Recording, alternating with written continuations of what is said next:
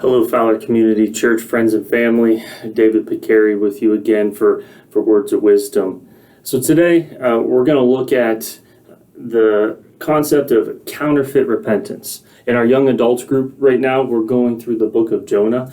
And this week we're going to be looking at the prayer of Jonah while he's in the belly of the whale or the big fish.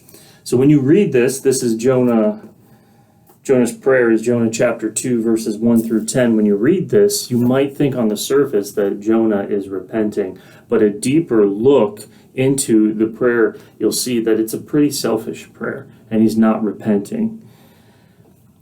When we look at the Hebrew to describe the word repentance, the Hebrew word is shub, S-H-U-B, which literally means to turn around or to turn back.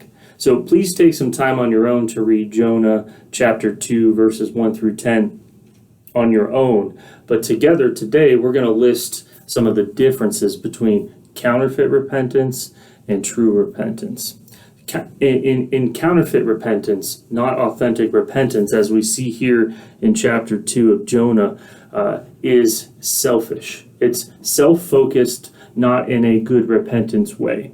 If you look at Jonah, his prayer is focused on himself and his whining rather than God himself. And Jonah's prayer is focused on his circumstance, and it's not eternally focused. His prayer also contains no confession of sin, no confession of his disobedience. So in contrast to that, true repentance, if Jonah would have done so, would have a authentic confession of sin. He would be truly asking for forgiveness. He would be committing to obey God's call to go to Nineveh. He would be then praising God for his mercy, just much like you see in the book of Psalms when you see David confessing and repenting sin.